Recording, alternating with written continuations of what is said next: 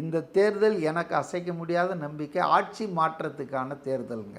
இந்த தேர்தலில் திமுக கண்டிப்பாக வீழ்த்தப்படும், அதன் அரசு அகற்றப்படும் என்று நான் நீண்ட நெடுங்காலமாக சொல்லிட்டு வரேன். காரணம் என்னன்னா, கடந்த 50-60 வருஷத்தில் நடந்த சட்டமன்ற தேர்தல்களில் since 1971 that was the one and only time DMK got re-elected. ரீஎலெக்ஷன்னா உங்களுக்கு புரியுதா?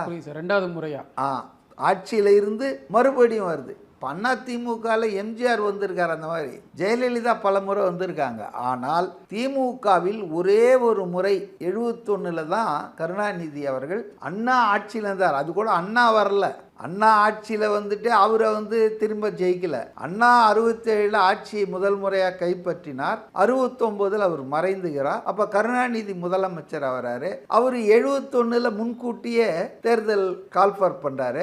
அந்த 2 வருஷம் இருந்ததில் அவர் ஆட்சிக்கு திரும்ப வர்றாரு. அந்த ஒரு பீரியட் தவிர டிஎம்கே கடந்த 55 வருஷத்தில் never in the history of Tamil Nadu அவர் மறுபடியும் திமுக ஆட்சிக்கு வந்ததில்லை. கருணாநிதியாலேயே முடியல, கலர் டிவி கொடுத்தே முடியல, 15-20 கூட்டணி வச்சும் முடியலன்னும் போது Stalin is more dangerous than Kalaignar கதையெல்லாம் இங்கே ஒன்றும் நடக்காது.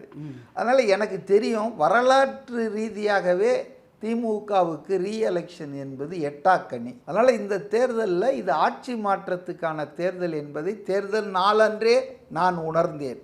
மக்கள் அலை அலையாக வந்தது, மக்கள் ஆர்வத்தோடு ஓட்டு போட்டது, போட்டுட்டு ரீல்ஸ் போட்டு நான் இவங்களுக்கு தான் போட்டேன் பிரகடனப்படுத்தியது. அதே போல் பாரம்பரிய திமுக குடும்பங்கள், அதிமுக குடும்பங்கள் இவையெல்லாம் இந்த முறை ஓட்டை மாற்றி போட்டுட்டு சொல்கிறாங்க.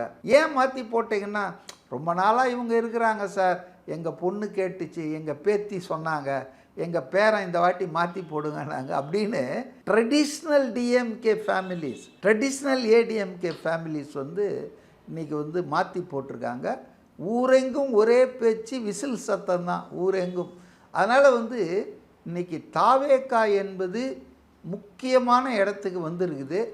அது இந்த இருதுருவ அரசியலை மாற்றி, சகாப்தத்தை மாற்றி, இனி வரும் காலங்களில் தமிழ்நாட்டில் 3 பேர் தான் இருப்பாங்க, இந்த 3 பேர் சண்டை போட்டாகணும் அப்படின்ற மாதிரி ஒரு புதிய வரலாறை எழுதியிருக்காரு. அப்படின்னு தான் நான் நினைக்கிறேன். அது 4ஆம் தேதி கண்டிப்பாக ரிஃப்ளெக்ட் ஆகும்னு நான் நினைக்கிறேன்.